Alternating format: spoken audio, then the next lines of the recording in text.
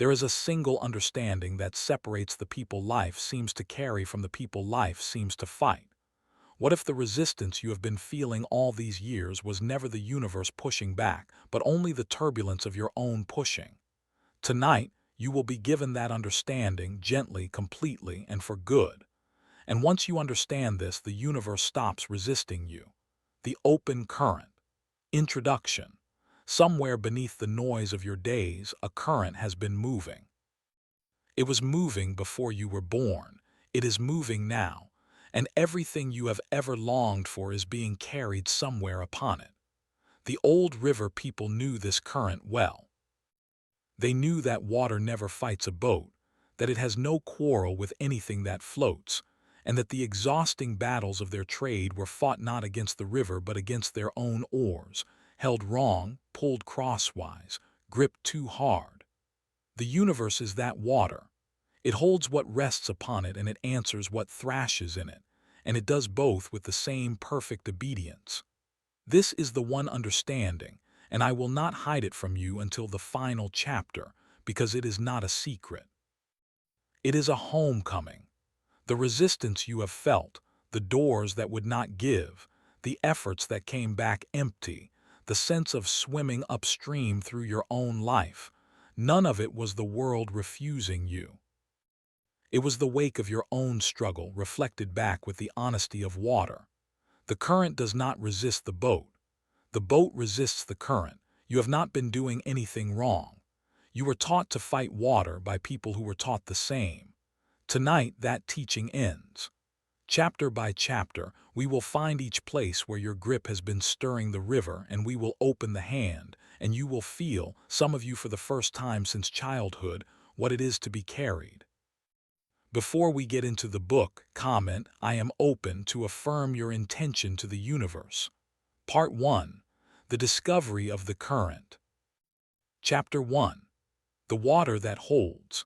Along a wide brown river, Cordelia Weir piloted the mail launch her father had piloted before her, and she had pulled more than one frightened swimmer from the water in her time. She noticed what every river pilot notices. The ones in real danger were always the strong ones, thrashing magnificently, fighting the water as though it were an enemy, and sinking in the middle of their own splendid effort. The river holds anyone, she would say quietly, who stops instructing it. Her wet rope and steady eyes reveal the first truth of the open current. Water is not against the swimmer. Water has no opinions at all. It answers force with turbulence and stillness with support, faithfully, endlessly, without malice and without favorites. The universe treats your striving the same way.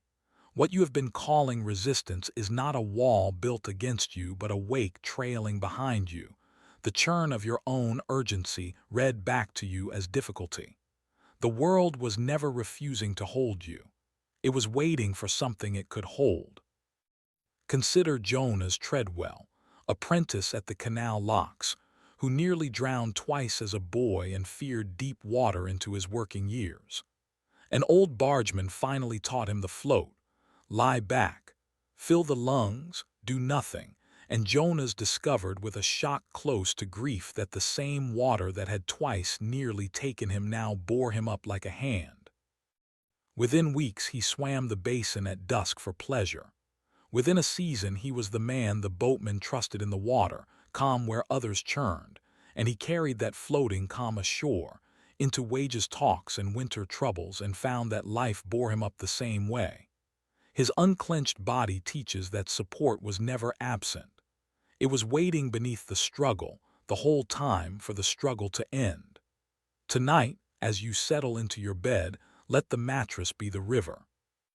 Feel every place you are still holding yourself up, the jaw, the shoulders, the small muscles of the hands, and one by one, resign from the job. Give your whole weight away. The night will take it, the way water takes a floater, and you will drift out on the first calm current of this book, held by something that never once needed your help. Chapter 2. The Current Beneath the Surface. Out on the tidal flats before dawn, Barnabas Shore gathered oysters where his grandmother had gathered them, and he learned early not to judge the sea by its surface. The top of the water might chop and fret in a cold wind, while beneath it the great tide moved smooth and certain in one direction only. Surface weather he called the fretting. The tide pays it no mind. His mud-heavy boots reveal the second truth of the current. Your life has surface weather too, the daily chop of setbacks and moods and small alarming news, and you have been reading that chop as the direction of things. But beneath it, deeper than circumstance, a tide has been moving toward your good since before you could name your good, gathering people and openings and seasons with the patience of all deep things. The surface is loud, but the surface is not in charge. Not the ripple but the tide. Not the weather but the water. Edith Calloway kept the tide watch in a harbor town, chalking the heights on a black board for the fishermen. In her private life she had spent years despairing over surface days, the refusal letter, the failed meeting, the cold Tuesday of the heart. When she began charting her life the way she charted the sea, marking not the daily chop but the monthly drift, she saw it plainly. The tide of her life had been coming in for years. Within a season of trusting the deeper reading, she made the move she had postponed a decade, and the harbor of her days received her like a boat long expected. Her chalk marks teach that despair is usually a surface reading, taken in bad weather, of a sea that is quietly rising. Tonight, take one worry that has chopped at you today and hold it to the lamp of the longer tide. Recall where you stood 3 winters ago and feel the drift since then, the slow certain gathering beneath all the noisy days. Then let the worry sit on the surface where it belongs, small and weather-borne, while you sink your trust into the deep water and let the tide rock you down into sleep. Chapter 3. The Rope You Are Holding. In a long shed by the rope walk, Josiah Plum twisted hemp into cables for the barges, and he kept a curious rule for the boys he trained. Never win a tug of war, he told them. Whenever a rope came alive in their hands, some snag, some fouled line, some contest, the old man taught one move only. Slack first. A tight rope tells you nothing, he would say. A slack one tells you everything. His calloused hands reveal a truth that will feel like a trick until the night you try it. Much of what you call the universe resisting is a tug of war in which you are the only one pulling. The rope goes taut, the outcome, the person, the stubborn door, and you lean back with all your weight, and the tension you feel seems like proof of an opponent.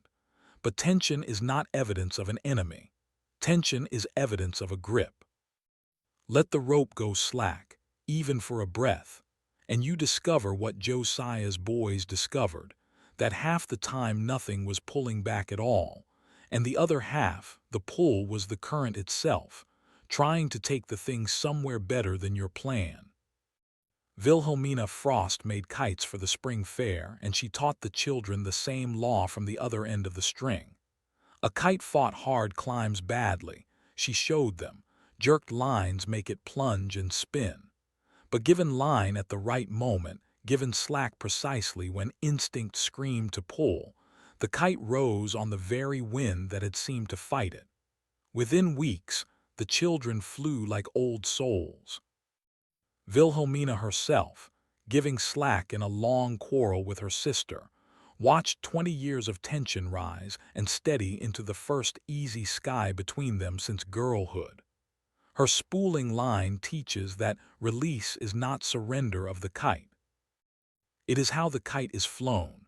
Tonight find the rope you have been pulling hardest, and in your mind with ceremony let it fall slack. Keep hold of the end lightly, the way a kite is held, and feel what the line does when you stop fighting it. Then sleep with open hands upon the blanket. Whatever is meant to pull will pull gently now, and whatever falls slack was only ever your own strength coming home to rest. Chapter 4. The Grip That Muddies.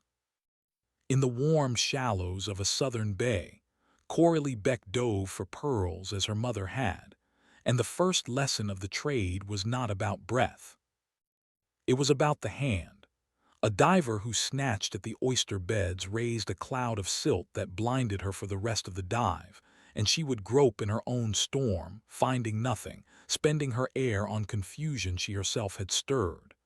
The sea is clear, the old divers said, until you grab at it. Her slow underwater hands reveal a truth about every desire you have ever chased. Wanting does not cloud the water, clutching does. The moment a wish tightens into a grasp, urgent, fearful, closing on its object, you stir the silt of anxious thought, and then you cannot see the very thing you are reaching for, and you call the blindness bad luck. The current was never hiding your pearl. Your own churning hid it, and stillness, only stillness, lets the water clear. Lionel Snow, the village brewer, taught the same law in a glass. When his wort came cloudy, the young men wanted to stir it, strain it, hurry it, and Lionel would set the glass on the windowsill and forbid them to touch it. By morning it stood clear as amber. Everything unwanted settled quietly to the bottom, no effort spent. He began treating his tangled decisions the same way, setting them on the windowsill of an evening, refusing to stir. And within weeks the choices that had tormented him were clarifying themselves overnight, the true thing plain on top. The sediment of fear settled where he could finally see past it. His morning glass teaches that clarity is not something you achieve. It is something you stop preventing. Tonight, take the question that has been most stirred in you and place it deliberately on the windowsill of the night. You are not solving it. You are letting it settle. Then lie back into stillness yourself, hands loose, thoughts unstirred, and trust the oldest law of water and of minds. What settles overnight is clear by morning. Chapter 5. The Door of Least Pressure. At the old watermill, Reuben Cade kept the wheel turning through every season, and he never tired of watching what the stream did when it met the great stones in its bed. It did not argue. It did not batter one point in proud persistence until something broke. It felt the whole face of the rock at once, found the giving places, and went there, around, over, beneath, arriving downstream every single time, unbruised. Water never met a stone it couldn't pass, Reuben would say, because water never insists on the middle. His turning wheel reveals the difference between persistence and insistence, and most of what you have called perseverance has been the second one. You chose where the door should be. Some one job, one person, one exact route, and you have been pressing that same point of the rock for years, calling the bruises virtue. The current is not asking you to abandon the destination. It is asking you to stop dictating the doorway. Hold the downstream firmly and the route lightly, and you inherit water's whole genius, which was never force but feel. Agatha Q, the town locksmith, preached it at the level of the pin and tumbler. Customers brought her keys they had bent by muscling stubborn locks, and she opened the same doors with a drop of oil and a wrist like silk. Force tells the lock to hold, she would murmur. Ease asks it to open. When her shop lease failed, she did not batter the landlord's refusal. She let her want flow along the whole street, felt for the giving place, and within a month a widowed clockseller offered her the sunlit half of a better shop, a doorway she could never have insisted into being. Her oiled keys teach that most locked doors are answering your pressure, not your presence. Tonight, take the rock you have battered longest and in your mind become the stream before it. Keep the sea you are headed for and release the exact channel, feeling the whole face of your life for the place that gives. Then let sleep carry you around the stone. Downstream is still downstream, and you will arrive there rested, the way water does. Chapter 6. The Signal of Strain. In a sail loft above the harbor, Alaric Penhallow cut and stitched canvas, and he could read a boat's whole trouble from the beach. A sail set crosswise to the wind shivered and cracked and strained at every seam, and the unschooled skipper hauled it tighter, certain the wind had turned against him. Alaric only shook his head. The sail is not being attacked, he would say. It is being informed. His snapping canvas reveals a reading of strain that will change how you feel your own life. You were taught that strain is the price of worthwhile things, that gritted teeth are a compass pointing toward virtue. And so when a path grinds and shudders at every seam, you haul it tighter and call the misery proof of your seriousness. But strain, in a world made of current, is not a toll. It is a signal.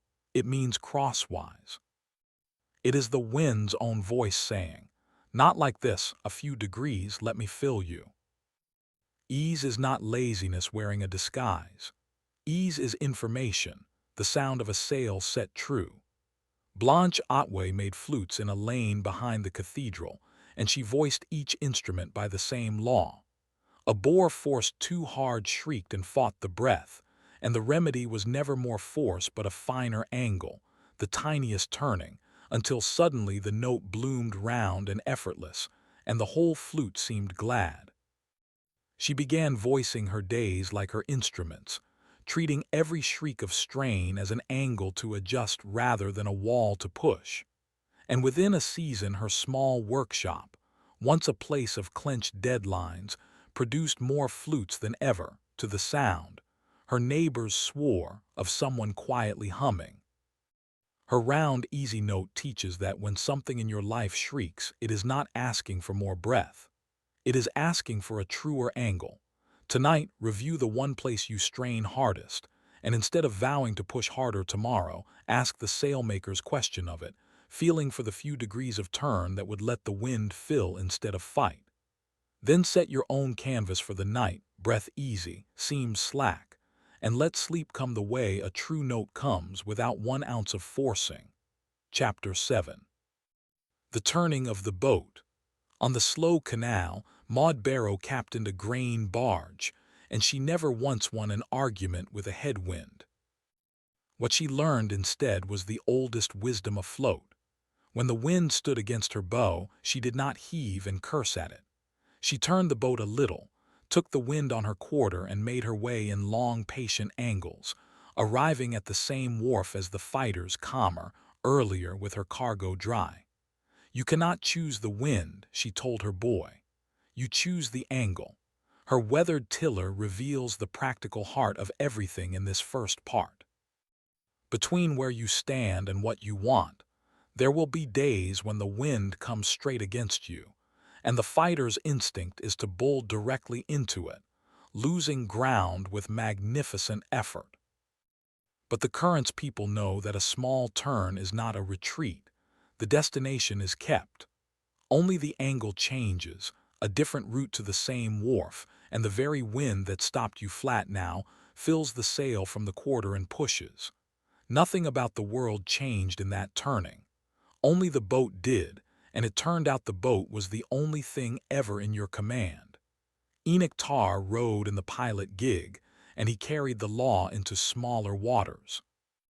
Caught in a tide rip as a young man, he had rowed straight against it to exhaustion and been swept back anyway. An old pilot taught him the ferryman's angle: cross the current aslant, let it carry you sideways while you make your quiet way over, and within weeks the rips that had beaten him became roads. In later years, refused, rebuffed, or becalmed in life, men noticed that Tarr never battled and never quit. He angled and arrived. His slanting oars teach that stubbornness holds the course and wisdom holds the destination, and they are not the same loyalty. Tonight, take the headwind you have been bulling into, and without abandoning the wharf you are bound for, let yourself imagine one long, patient angle toward it, the route your pride has been refusing. Then turn the boat of your breathing a few degrees toward ease, and let the night take you on the quarter, making way toward morning without one wasted fight. Before we get into the next chapter, you can download a free ebook version of this audiobook completely free. It's the first link in the description and in the pinned comment below this video. Part 2. The Unclenching. Chapter 8. The Hurry That Slows. Piers Maddox ran the packet boat on the lower river, mail and parcels and the occasional passenger, and in his first proud year he rowed like a man possessed, beating the water white, arriving sweated and often, to his fury, late. An old boatman finally took pity and showed him the channel where the current ran strong, a darker seam in the water he had been too busy thrashing to read. After that, Piers rowed half as much and arrived sooner. Hurry, he learned, is mostly noise. The river was already going his way. His resting oars reveal a paradox the anxious never test. Rushing does not only tire you. Rushing makes chop, and chop hides the very seams of current that would have carried you. The hurried mind cannot read water. It is too busy proving its urgency to notice that half its strokes fight the flow and the other half fight the first half. Speed, real speed, the kind that arrives, is smooth. It borrows. It reads the darker seam and rests upon it. And to frightened eyes it always looks, right up until the arrival, like someone not trying hard enough. Odette Fairweather aged cheeses in a cool stone cellar, and she kept a sign above the door for impatient buyers. It cannot be hurried, only ruined. Wheels rushed to market tasted of nothing, while the wheels she left in the dark, doing apparently nothing, turned to gold on the tongue. She began keeping her decisions in the same cellar, giving each one its season instead of its deadline. And within months the choices she had stopped rushing began arriving ripe, the right word at the right hour, the offer that only came because she had not grabbed at the first.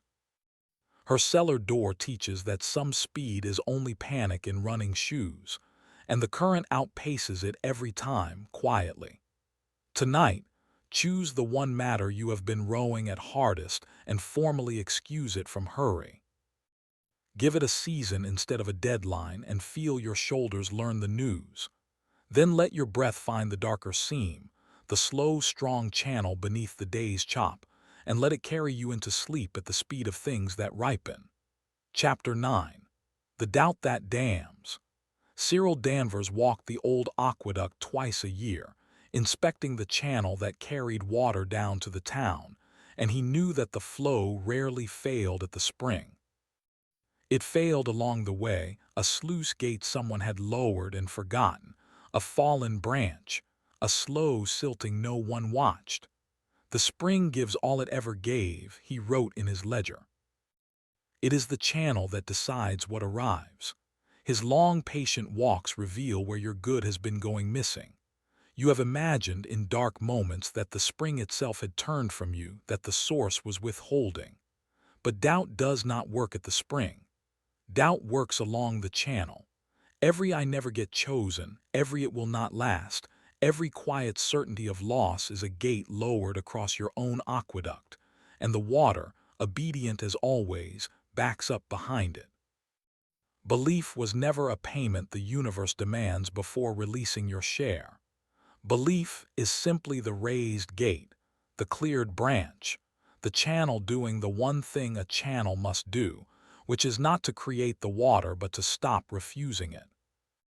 Eloise Redfern farmed dry acres at the valley's edge, and her turn came the summer she found the old irrigation gate rusted shut, the ditch beyond it green while her field cracked. One afternoon with an iron bar changed her farm forever. She took the lesson indoors. Each evening she named one rusted certainty, one this never works for me, and worked it loose with the iron bar of remembered exceptions, times it had worked, small proofs the doubt had silted over. Within a season, opportunities she would once have deflected flowed through and pooled, and neighbors spoke of her luck, and she thought of the gate. Her iron bar teaches that abundance is usually not missing. It is standing behind a gate with your handwriting on it. Tonight, find one lowered gate, one certainty of lack you have repeated until it rusted in place, and raise it an inch simply by recalling, honestly, one time the water came through. Then sleep with your channels open. The spring has never once stopped giving, and tonight there is one less gate between it and your field. Chapter 10. The Watched Water. Ephraim Tull kept the tide tables for the fishing fleet, and in his youth he had haunted the harbor wall, staring at the water hour upon hour, willing the tide to turn, as though the sea required supervision. His grandfather, who had kept the tables before him, finally set a hand on his shoulder. "It turns in the dark exactly as it turns in daylight," the old man said. "Your watching adds nothing but your worry." His abandoned vigil reveals a habit that has been quietly poking holes in your results. There is a kind of watching that is really interference, the constant checking, the hourly weighing, the pulse taken so often the patient cannot rest. The current does its deepest work unobserved, the way tides turn at 3 in the morning with no witness, and a desire monitored without mercy is like a pot lid lifted every minute, all the gathered warmth released, the boil forever postponed by the very eagerness that wants it most. Trust is not a mood. Trust is a schedule, the discipline of looking at appointed hours and living in between. Isadora Vane printed photographs in a red-lit darkroom, and her craft depended on a locked door. The image rose in the tray only in darkness, and one eager opening of the door, one flood of impatient light, fogged the print past saving. "Develop in the dark," she told her apprentices. "Look when it is finished." She began developing her hopes by darkroom rules, sealed seasons where the checking simply was not done, and within months the difference startled her. Plans that used to fog and fade under her constant light came up whole, rich in detail, finished, as though her looking away had been an ingredient. Her red lamp teaches that some things are not shy. They are photosensitive, and your anxious light was the fog. Tonight, choose the one hope you check most and give it darkroom hours, an appointed day to look and bless darkness in between. Then close the door on the day itself. Let the red lamp of drowsiness come up and trust the images developing in you which rise best like tides and prints in every deep thing unwatched. Chapter 11. The Complaint That Salts. Cornelius Bright had been the town crier in his younger days, and he knew better than anyone alive what repetition does to a square full of people. Cry a thing at noon, and by supper it is simply true, whether it was ever true at all. When he retired, he made himself one law for private life, having seen the machinery from inside. He would announce nothing he did not wish to live in.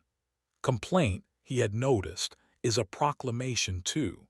It just proclaims the disaster. His hung-up bell reveals what your innocent grumbling has been doing to the water. To complain is not to observe a lack. It is to cry the lack in the town square of your own mind daily, at volume, until every listening part of you accepts it as settled news and arranges the town accordingly. The old farmers knew that a field spoken ill of was already half salted, not because words are magic in the fairy sense, but because the speaker must feel the lack afresh to say it, and feeling, as you have learned, is the current's own language. Each complaint is a swim, taken willingly, in the exact waters you say you want out of. Delphine Crow sold spices from a narrow shop, and her trade taught her the tongue's power in the plainest way, one pinch of bitterness flavoring a whole pot. The year her business faltered, she caught herself seasoning every conversation with it, the rents, the weather, the fickle customers, and she made a merchant's decision. For 1 month she would speak of her shop only as she would spice a dish she loved. Not lying, choosing. Naming what was good, letting the rest pass unproclaimed. Within weeks the shop felt different to enter, customers lingered, and by the season's end the ledger had followed the language, as ledgers, she now swears, always do. Her pinch of bitterness teaches that no pot survives a cook who seasons it against itself. Tonight, hold one complaint you repeat most often, and let it retire like the crier's bell, honorably, permanently, its news no longer cried. Then season your last thoughts the way Delphine seasoned her shop, one true good thing named on the tongue, and fall asleep in waters you would actually choose to swim in. Chapter 12. The Comparison That Capsizes. Ferdinand Boyce tended the buoys of the estuary, and he understood, better than the yachtsmen ever did, why the channel markers were placed as they were. Every vessel drew a different depth. The channel that floated a rowing skiff would ground a grain ship, and the deep water a grain ship needed would waste a skiff's whole afternoon. There is no best channel, he liked to say, painting a marker red against the fog. There is only your draft and the water that fits it. His bobbing markers reveal the quiet capsizing force in your life. Half your sense of the universe resisting you comes not from your own water at all, but from watching other boats. You see a neighbor running fast before a wind that would flatten you, a colleague drawing shallow where you draw deep, and you haul your own sails to match theirs, heeling your vessel over in water it was never shaped for. Comparison is not motivation. Comparison is steering by someone else's chart, and every hull ever built goes crosswise to the current the moment it does. Clemency Rook kept the glasshouses at the old estate, and she had once nearly ruined her orchids trying to raise them like the head gardener's roses. Full sun, hard pruning, the proud regimen of a different species. The orchids sulked toward death until she surrendered and gave them their own weather, shade, mist, patience, and they repaid her with blooms the roses could not dream of. Within a year her glasshouse was the one visitors asked for, precisely because nothing in it was grown by another plant's rules. She began keeping her ambitions like her orchids, by their own weather, and they bloomed the same way. Her misted glass teaches that envy is just a plant demanding another species' sunlight, and wilting in it. Tonight take the boat you have watched most enviously and with real warmth wish it fair wind, then let it go over the horizon of your mind. Then feel for your own draft, your own weather, the conditions in which you have always secretly thrived, and let sleep float you in exactly that water, upright, unhurried, impossible to capsize. Chapter 13. The Asking of Permission. Tamsin Eddy cut reeds in the shallows for the Thatchers, a trade her family had worked for generations, and visitors sometimes asked her who had granted the reed rights, which lord, which office. Tamsin would straighten, knee-deep in the river, genuinely puzzled by the question. The river grew the reeds, she said at last. I am the river's too. Nobody issues a permit for belonging. Her dripping sickle reveals a drag you have been towing so long you call it politeness. Somewhere early, you learn to ask the water's permission to be in it, to apologize for your wake, to wait for some authority to declare you eligible for your own desires. And a life lived on a provisional permit moves through the current half-braced, ready to be ordered out, creating with its very hesitancy the resistance it fears. Hear the reed cutter's law. You are not a trespasser in this river. You are made of it. The current does not carry you as a favor. It carries you as a fact, the way it carries everything that belongs to it, which is everything. Bridget Lowell hired out punts on the lake the summer she turned 20, the first girl to work that dock, and she spent her first weeks poling apologetically, hugging the bank, yielding to every craft on the water. An old boatwoman watching from the shore finally called out the sentence that changed her posture for life. Take your water, girl. You paid for it by floating. Bridget began holding her line, courteous and unyielding, and within weeks the lake traffic simply arranged itself around her, the way water arranges around anything that knows it belongs. Her steady pole teaches that the world grants right of way to the boat that has already granted it to itself. Tonight, notice one place you have been poling apologetically, waiting for a permission no office on earth issues. Then, as you settle into the dark, take your water. Stretch to your full length in the bed, breathe your full breath, and belong, unlicensed and complete, the way reeds do, the way rivers do, the way you did before anyone taught you to ask. Chapter 14. The Anchor Below. Obadiah Flint sold ship stores from a crowded chandlery, and he weighed more anchors than any man in the port. He noticed a thing about skippers. They inspected their sails weekly and their anchors almost never, and so, now and then, a boat would labor strangely in a fair wind, sluggish, heavy, deaf to her helm, and Obadiah would ask the question the proud ones hated. "Are you sure your anchor is up?" More than once it was not. Somewhere back, in some forgotten weather, it had been dropped and never fully raised, and the boat had been dragging her own iron through every mile since. His crowded shelves reveal why fair winds have not been enough for you. Somewhere astern, in old weather, you dropped an anchor, a verdict formed in a bad season. I am the one it goes wrong for, and the raising of it was never finished. The verdict hangs below your waterline now, out of sight, dragging bottom through every new harbor, and you have blamed the wind, the tide, the harbor, everything but the iron. The current cannot carry what is chained to the seabed of an old conclusion. It can only strain against the chain, and you have been calling that strain the universe resisting you. Honora Dean painted barge names for a living, gold leaf on green, and she saw what a name does to a vessel. One skipper, dogged for years by a boat everyone called unlucky, paid her to strip the old name to bare wood and gild a new one, and Honora watched him change with the transom. He stood differently on an unlucky boat than on the Fair Chance. Within a season, the same hull, the same river, was earning twice, and the wharf men argued about luck while Honora cleaned her brushes and smiled at what she knew. The anchor had been the name, and the name had been his. Her gold leaf teaches that some anchors are made of iron, and some are made of sentences, and the sentence kind drag deeper. Tonight, feel along your keel for the old verdict. The sentence dropped in bad weather long ago, and begin without violence to haul it up, link by remembered link. Then let the night paint the transom. Fall asleep under a truer name and feel even before morning how lightly a boat rides with all her iron home. Part 3. The Carried Life. Chapter 15.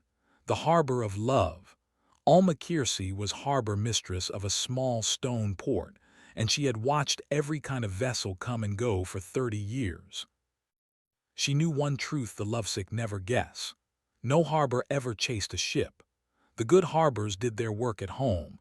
Deep water kept dredged, lights kept lit, moorings kept sound, and the ships came from every weather on earth because sailors talk and word of safe water travels farther than any pursuit. A harbor's whole courtship, she said, is being ready. Her lit key reveals where the pursuit of love has been stirring your water. Chasing affection churns the very harbor you are offering. The grasping, the auditioning, the anxious signaling, all of it chop at the harbor mouth, and vessels stand off from chop, not from you. The current brings people the way tides bring ships, reliably in season, toward calm water. Your work was never the chase. Your work is the dredging, the deepening of your own company, the lighting of your own lamps, so that what arrives finds a place worth staying and knows it from the outer buoy. Felix Dre trapped eels in the marsh country, and for years he courted the way he first fished, thrash and grab, and both nets came up empty. The marsh taught him the better way.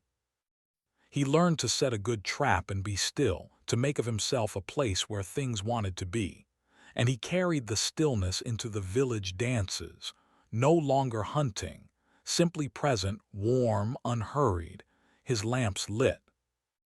Within a season, the miller's daughter, who had dodged his pursuit for 2 years, sat down beside his calm as though mooring and stayed for life.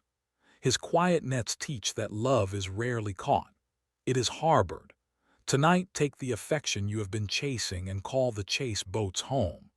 Spend the saved effort on your own key, one lamp lit, one channel deepened, one kindness done to your own keel. Then rest in your own calm water, and let the tide keep its oldest promise, that ships find harbors always and never once the other way around. Chapter 16. The Coin on the Tide. Ezekiel Wade raked salt from the coastal pans, a trade built entirely on letting the sea come and go. Twice a day he opened his sluices and let the tide flood in, and twice a day he let it drain away again, keeping nothing but what the sun crystallized. Young men always wanted to trap the water, hold the whole tide, and Ezekiel would shake his head over his rake. "Hold the tide and you have a stagnant pond," he said. "Let it move and you have salt forever." His white glittering pans reveal the misunderstanding at the heart of your money troubles. You were taught to treat wealth as water to be dammed, gripped in the fist, guarded in stillness. And the fist, as you have learned in every chapter of this book, is what makes the water fight. Money is a tide. It is designed to move in and out, twice a day, forever, and the prosperous are not the ones who trapped it, but the ones who built good pans, open channels through which it flows in, does its work, flows out, and leaves its salt. Fear closes the sluices at both ends. It blocks the outgoing with hoarding and the incoming with unworthiness, and then stands in a stagnant pond, calling the sea stingy. Philippa Orme was a cooper, and her barrels taught her the same economics in oak. A cask sealed at both ends holds only what it started with, but her open-topped rain barrels, giving water to every garden on the lane, stood full year-round, refilled by every passing weather. The lean year she began giving from her thin purse, small, steady, unclenched. Her neighbors thought her mad, and within 2 seasons her order book was the fullest in the trade, carried to her, she always said, on water she had let move. Her open barrels teach that the sea pays a commission on flow and nothing at all on fear. Tonight, open one sluice, decide one small giving for tomorrow, and feel the pan of your life reconnect to the tide it was cut off from. Then sleep like the salt raker, gates open both ways, trusting the oldest arithmetic of the shore, that what moves through you leaves its riches, and what is dammed leaves only silt. Chapter 17. The Body's Own River. Greta Mossbank kept the old bathing spring above the town, and she had watched a century's worth of tired bodies lower themselves into its steady warmth. She noticed what the visiting doctors rarely said aloud. The spring did least for those who fought it, the ones who scrubbed and strained and counted their minutes, and most for those who finally lay back and let the water hold them. The spring does the work, she would tell newcomers, patting the stone rim. Your only task is to stop helping. Her steaming pool reveals a tenderness you have been withholding from your own body. You have treated it as a machine to be driven, whipped through tiredness, begrudged its rest, inspected for failures, and a body addressed as an enemy braces like one. But the body is riverine. Its healing, its digestion, its mending of the day's small tears, all of it happens in the parasympathetic hush, in rest, in sleep, in the exhale, the way rivers clear themselves in their slow pools and never in their rapids. Rest is not the interruption of the body's work. Rest is the shift when its deepest work clocks in. Hugh Iredale swung a hammer at the forge for 30 years, and he learned metallurgy's secret late. Iron worked without pause grows brittle and cracks, and the smith's real skill lives in the tempering, the deliberate cooling, the rest built into the metal's very schedule. When his own shoulder began to fail, he finally forged himself like good iron, real nights, true rest days, the exhale honored like a step of the craft. Within months, the shoulder that specialists had frowned over swung easy again, and Hugh told the young smiths what the fire had taught him, that the strength is put in during the cooling. His tempered steel teaches that the body keeps river hours, and it heals its banks in the quiet water. Tonight, retire from the job of driving your body and hand it, formally, back to its own deep current. Then lie back into the spring of the bed as Greta taught, helping nothing, and let the oldest waters you own get on with their patient, expert mending, the way they have longed to every night of your life. Chapter 18. The work that carries the worker. Sylvie Penrose lettered documents and wedding scrolls in a room above the stationer's, and every apprentice she trained hit the same wall. Gripped tight, the pen shook, the ink starved, the letters cramped into anxious little fences. Sylvie's whole teaching fit in one sentence, repeated for years. Hold it like a small bird, she said, firm enough that it cannot fall, soft enough that it can sing. The day the grip softened, the ink flowed, and the letters at last began to breathe. Her singing pen reveals what your effort has been doing to your craft. There is a way of working that stands outside the work and forces it, and a way of working that steps into the work's own current and is carried. And every artisan alive knows the border between them, the hour when the tool disappears, the clock dissolves, and the work begins mysteriously to do itself through willing hands. The masters did not force their way into that current. They were invited, always by the same password, which is a soft grip, full attention, and the surrender of the outcome to the stroke underway. Albion Cray turned bowls on a treadle lathe, and his best years began the day his chisel caught badly and an old turner told him the truth. You are cutting the wood you fear, not the wood that is there. Albion learned to read the grain and cut with it, letting the timber's own current set the line. And within a season his bowls grew so light and true that buyers came from 3 counties, asking for the man whose wood, they swore, looked glad to have been turned. His curling shavings teach that mastery is not domination of the material. It is partnership with the grain. Tonight, choose tomorrow's one task and resolve to hold it like the small bird, firm, soft, and singing. Then loosen tonight's last grip, the one on the day itself, and let sleep take the pen, writing you forward in the smooth, dark ink of the hours in letters that finally breathe. Chapter 19. The Water That Wears the Stone. Mercy Aldwin told stories in the market square on Saturdays, and she never once raised her voice. The shouting stallholders around her went hoarse by noon, while her quiet, unhurried river of words drew circles of listeners 3 deep, leaning in. A young crier asked her secret, and she nodded at the fountain behind them. Stone has never once been argued away, she said, but look what the water has done to it just by continuing. Her leaning listeners reveal where your words have been making chop instead of way. To persuade by force, to hammer a point, to win, is to strike stone with stone, sparks, noise, and both surfaces harder afterward. But truth spoken like water, calm, warm, patient, returning, wears through positions that battering only fortifies. The current's people do not overpower a mind. They keep gentle company with it, saying the true thing kindly, letting silence do the carrying, trusting that hearts like stone are shaped by what continues, never by what explodes. Quentin Byron kept the toll bridge, and for years he fought fair dodgers with threats, going home hoarse and cheated. The season he changed his water, greeting every traveler warmly, trusting aloud, thanking before payment, the strangest ledger of his life unfolded.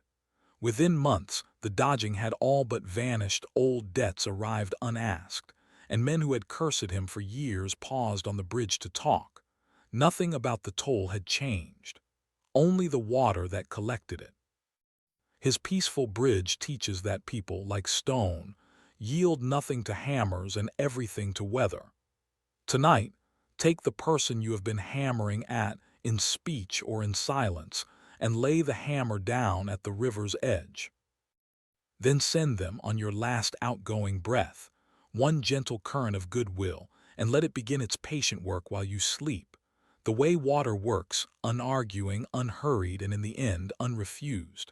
Chapter 20. The Loose Lashing. Ulrich Boone built rafts for the log drives, and greenhorns always lashed them wrong. They bound the timbers rigid, proud of the tightness, and the first white water tore their handiwork apart, because a raft that cannot flex fights every wave as a wall. Ulrich lashed loose. His rafts moved like living things, each log giving a little, the whole holding together precisely because no single joint refused to bend. The river breaks what will not move, he told them, and carries what will. His flexing timbers reveal the secret of every bond you are trying to hold by tightness.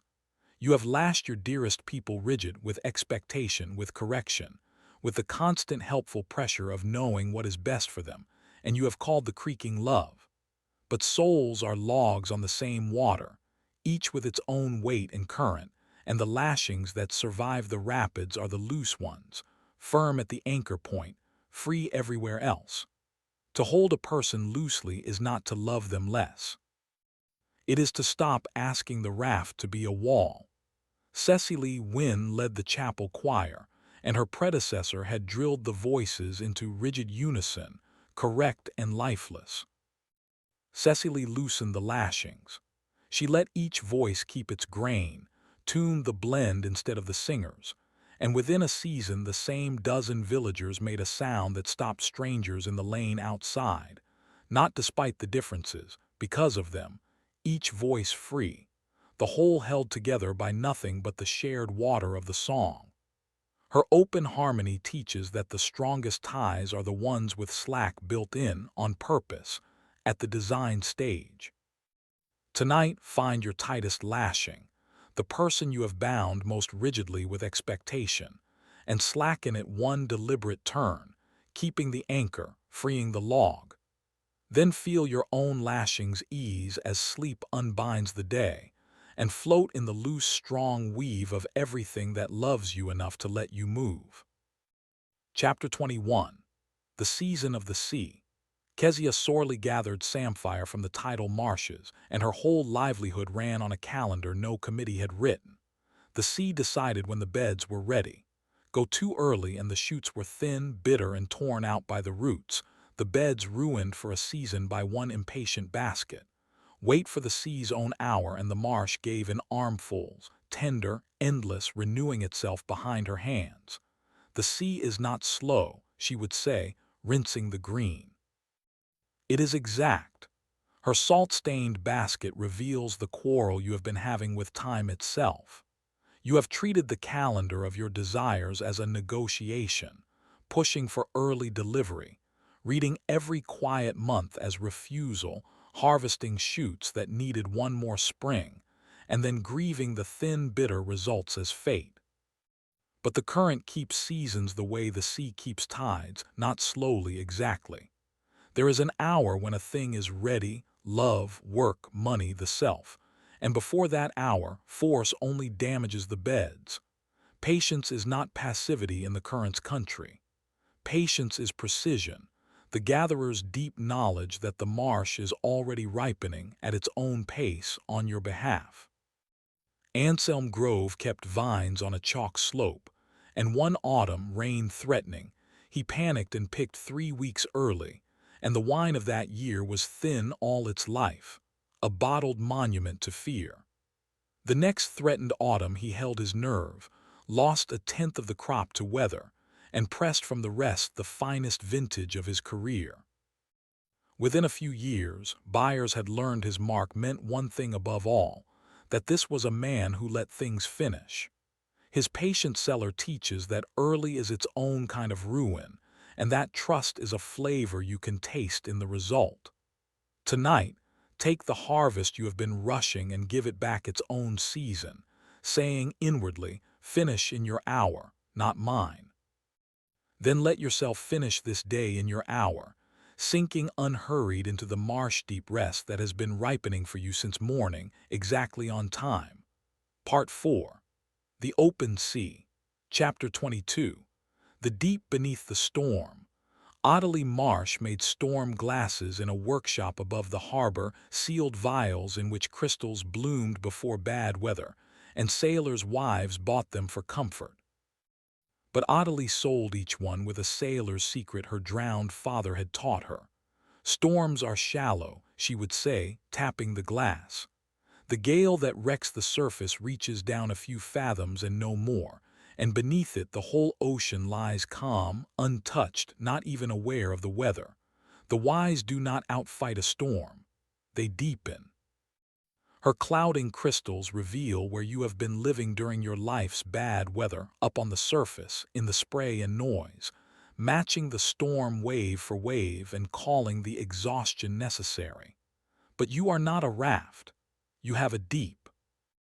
Beneath the panicking layer of you, beneath thought itself, there is water no circumstance has ever ruffled, the still fathoms you touch in the moment before sleep, and it is reachable in any weather by the same descent, the slow breath, the dropped shoulders, the attention lowered like a diving bell out of the wind. The storm is real, so is the deep. You choose your depth, and the choosing is the whole art. Captain Ludovic Bray had ridden out 4 hurricanes in his years, and never once by fighting. He hove to the old maneuver, sails balanced against helm so the ship stopped arguing with the sea and simply kept her bow to the weather, drifting, patient, seaworthy. In his last decade ashore, men marveled that nothing could enrage or stampede him, and he would tap his chest like one of Ottilie's glasses. "Heave to," he said. All storms are local. Within weeks of learning it, his own household had grown as calm as his quarterdeck. His balanced sails teach that survival was never about matching the storm's effort, but about refusing its depth. Tonight, if any weather is blowing in your life, do not resolve to fight it tomorrow. Resolve to deepen tonight. Then descend, breath by breath, below the wind into the fathoms of yourself where it has always, always been calm, and anchor there until morning. Chapter 23. The Message on the Current. Charlotte Sperling kept the post office in a fishing village, and she also kept in a drawer the strangest ledger on the coast, a record of bottle messages found on the local shore, some of them answered across decades and oceans. What moved her was never the miracle of arrival. It was the sender's method. They wrote the message once with their whole heart, corked it well, and gave it to the water. Not one of them, she noticed, swam after the bottle to check on it.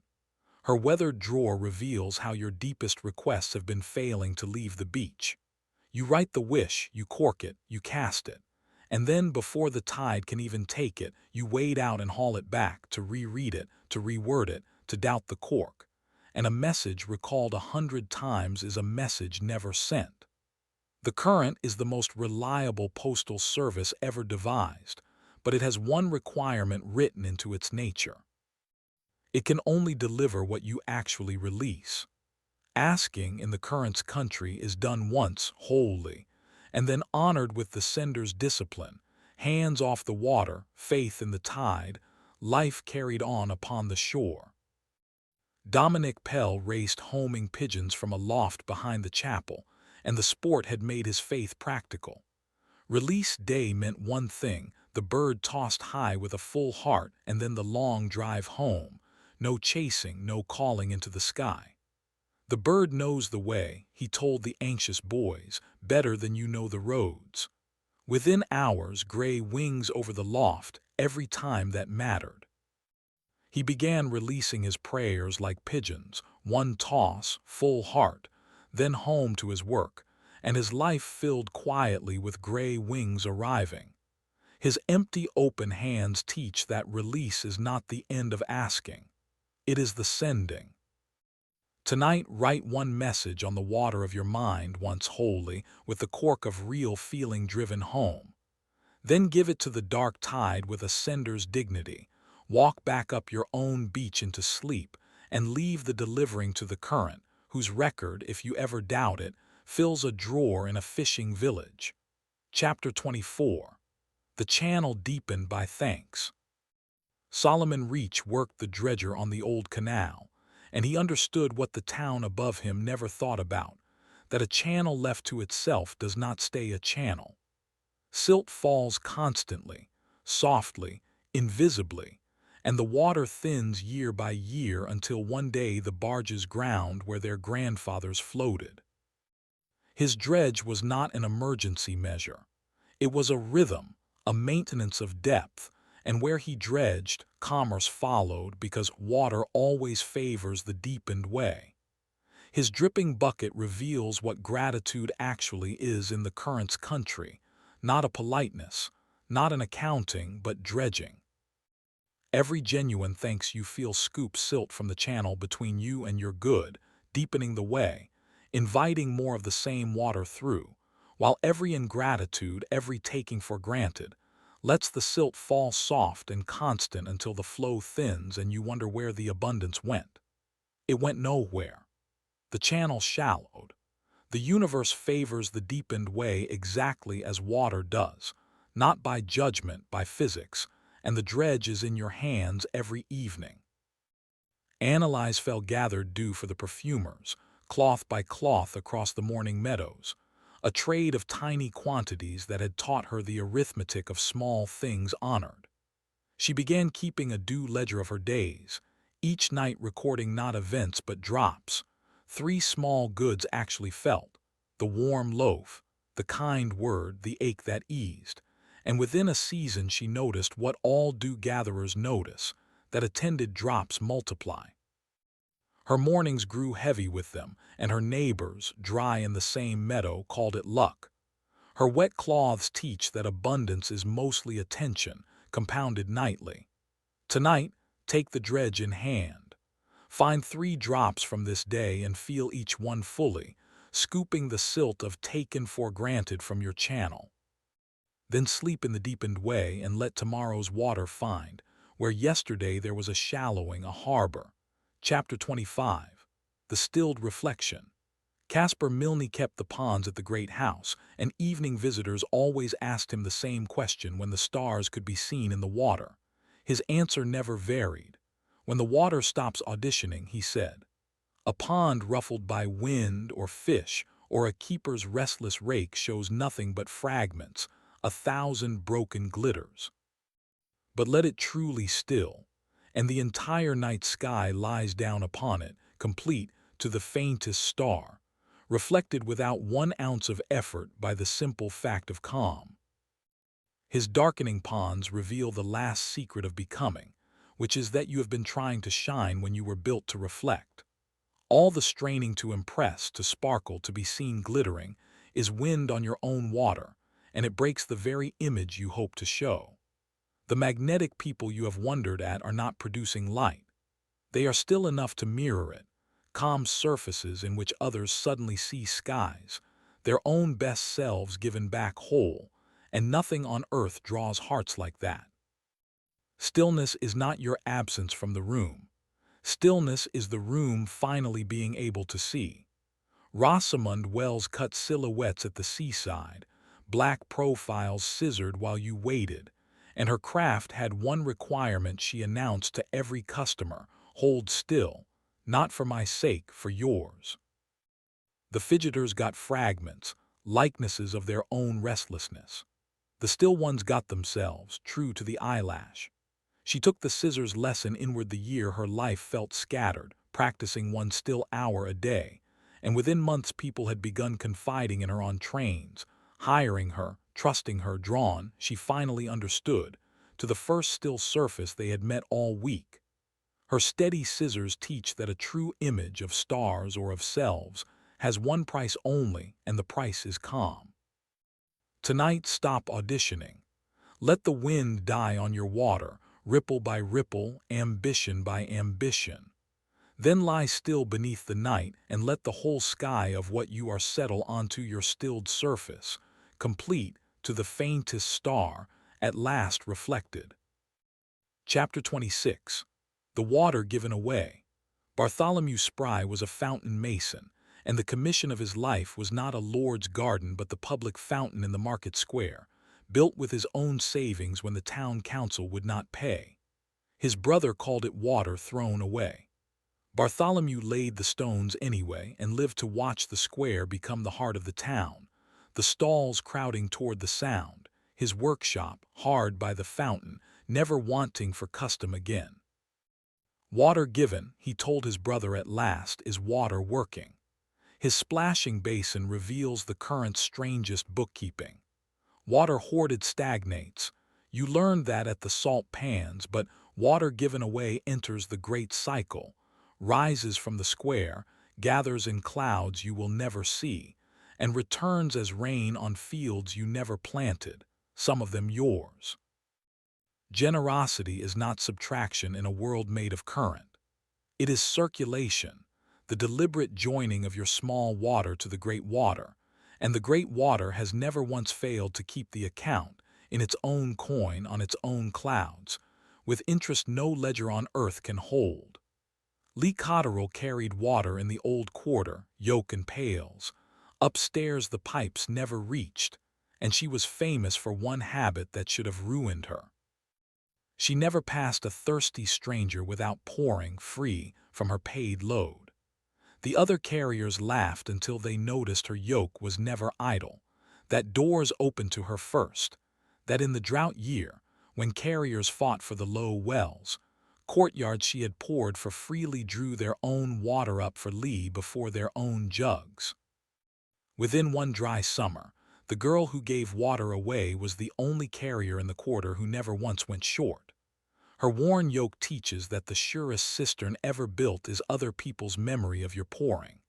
Tonight, choose tomorrow's one-poured cup, small, deliberate, uncredited, your water joined to the great water on purpose.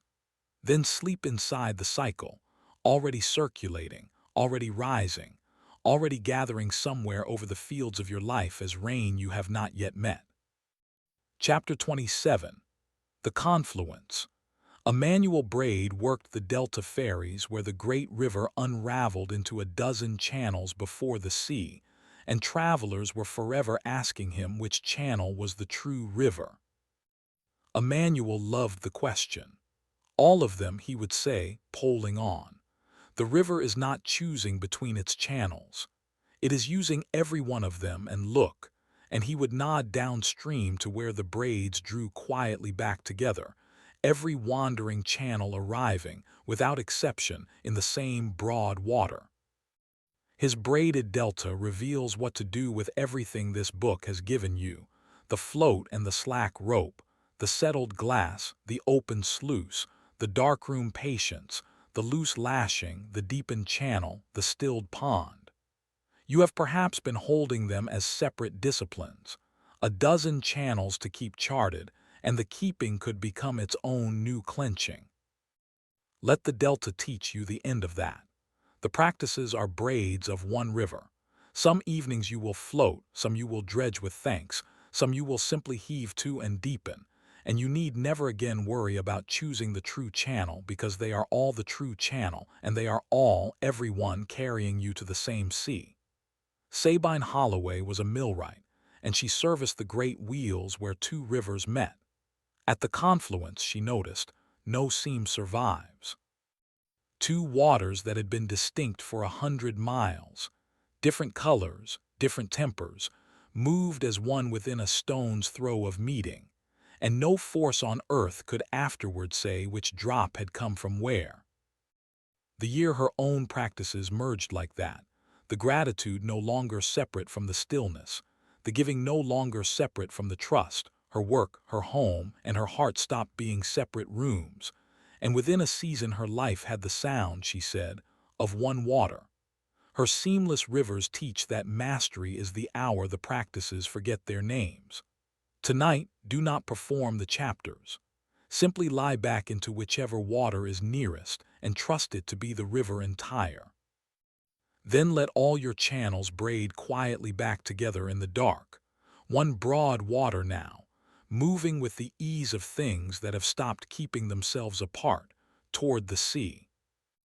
Chapter 28. The Sea That Was Always Coming. Theodora Esley was the last keeper of the tide bell, the old bronze that hung in the estuary mouth and rang only when the sea came in to strike it. She had kept it 60 years, and she loved to tell newcomers the bell's one secret. It had never once rung early and never once failed to ring. The sea does not forget the bell, she said, resting her hand on the green bronze. The sea is not late. The sea is the surest thing there is. It was coming toward this bell before the bell was cast. Her ringing bronze reveals the final understanding, the one this whole book was carrying you toward on its current. Every river reaches the sea. Not the lucky rivers, not the deserving rivers, every river by nature, by gravity, by the unbreakable agreement between water and the world. You are such a river. The good you have longed for is not a prize the universe is withholding until you perfect your paddling.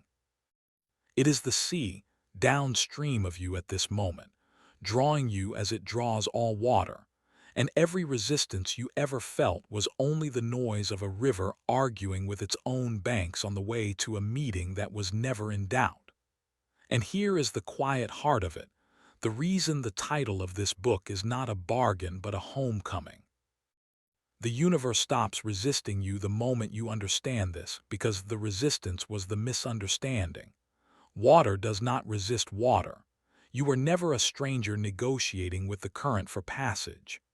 You are the current, a moving piece of the same one water, and the sea you have been straining toward has been, all along, simply calling its own home. So there is no proof character in this final chapter, because tonight the proof is you. The floating body from the first page, the slack rope, the settled glass, the opened gates, the released bottle, the stilled pond, all of it has been one long unclenching of a river that thought it had to fight its way to the sea. Tonight, then, the last ritual of the book. Do nothing. Add nothing. Simply feel beneath your resting weight the old unhurried movement that has carried you since before your name, and give it at last your full consent. The tide bell is downstream, waiting in the dark. It has never once failed to ring. Sleep now, river, and be carried. If you enjoyed this audiobook, I created a free ebook version for you. It's the first link in the description and in the pinned comment below this video. Conclusion. The One Water. The book is nearly closed now, and the current is still moving, exactly as it was moving when you pressed play, with one difference that changes everything. Now you know whose current it is. You came here believing yourself a small boat in contested water, and look at what your hands have learned. That the water holds whatever stops instructing it. That strain is a signal and ease is information. That doubt is a gate, hurry is chop, complaint is salt, and comparison is someone else's chart.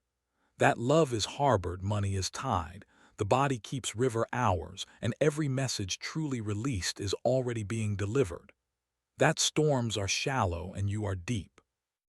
That thanks is a dredge, stillness is a mirror, and water given away comes home as rain. And beneath them all, the one understanding, the single sentence this whole night was built to carry into your deepest water. The current does not resist the boat. The boat resists the current. There was never a war. There was only a river briefly convinced it was separate from the water it was made of, exhausting itself against a flow that was, the entire time, its own. So let the last of the old bracing dissolve tonight. You do not have to earn the sea. You do not have to deserve the tide. You have only to stop refusing what has never once stopped carrying you. And in the morning, notice it gently. The doors a little lighter. The day a little less opposed. People and hours arranging themselves around you the way water arranges around anything that knows it belongs. It will feel like the world has changed its mind about you. It has not. Once you understand this, the universe stops resisting you because you have stopped resisting it, and those were always, always the same resistance. If these waters have served you, subscribe so the next book can find you the way this one did, carried on the same current. Rest now. The river knows the way, and the sea, patient bronze bell and all, was always coming. If you enjoyed this audiobook, I handpicked this next book, which will change your life.